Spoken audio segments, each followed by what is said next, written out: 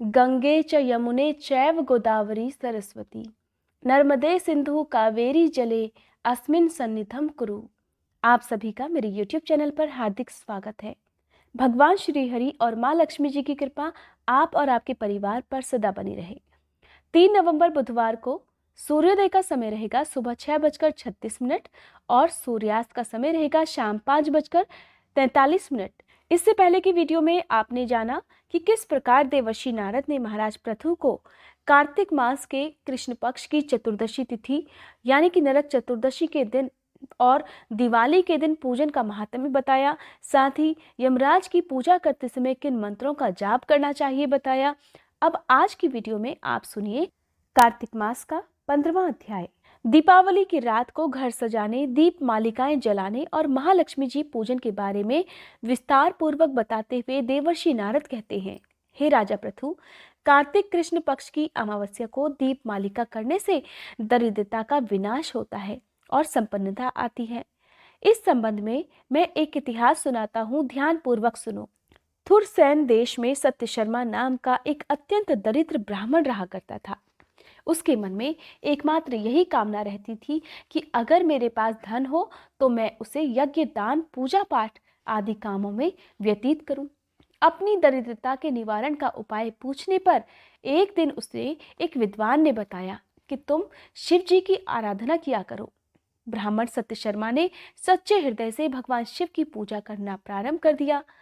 1 वर्ष बीतने पर भगवान शिव ब्राह्मण का रूप धारण कर उसके पास आए और बोले, हे विप्र, धन प्राप्ति के लिए तुम राजा के पास जाकर उससे वरदान मांगो कि कार्तिक मास के अमावस्या को तुम्हारे सिवाय कोई भी अपने घर में दीपक न जलाए। ब्राह्मण ने ऐसा ही किया और राजा ने उसकी बात स्वीकार करके कार्तिक कृष्ण चतुर्दशी को सारे शहर में ढिंडोरा पिटवा दिया कि अमावस्या की रात कोई भी अपने घर में दीप न जलावे।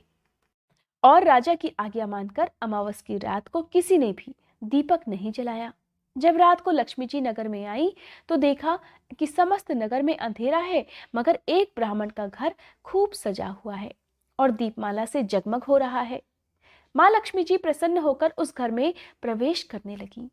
लक्ष्मी जी को अपने घर में प्रवेश करते देखकर सत्य शर्मा उनका रास्ता रोककर खड़ा हो गया और कहने लगा, हे भद्रे, तुम्हारे पति अति कठोर हैं और तुम अत्यंत चंचल होकर हमारे घर में प्रवेश मत करना। तब लक्ष्मी जी ने उत्तर दिया, क्योंकि इस समय भगवान श्री हरि शयन कर रहे हैं, इस कारण निश्चय ही मैं तुम्हारे घर में स्थायी रूप से वास करूंगी।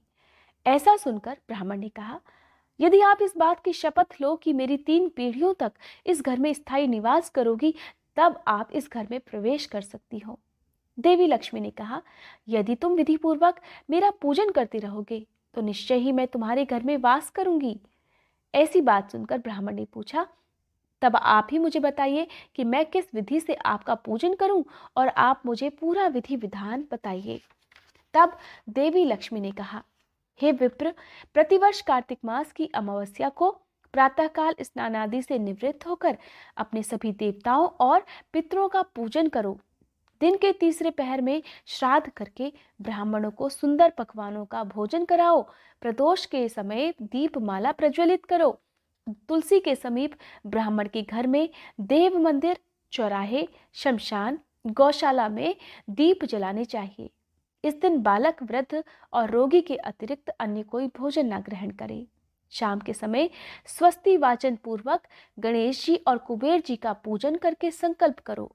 इसके बाद लक्ष्मी जी का पूजन करो और इस प्रकार कहो, कमल के आसन पर स्थित, कमल के फूलों की माला धारण करने वाली, कमल जैसे नेत्र, गंभीर नाभि, स्तन के भार से नम्र, सुंदर वस्त्रधारी, देवताओं के हाथियों द्वारा मणियुक्त घड़ों से स्नान करने वाली, हाथों में कमल पुष्प लिए ऐसी माँ लक्ष्मी मेरे घर में निवास करें।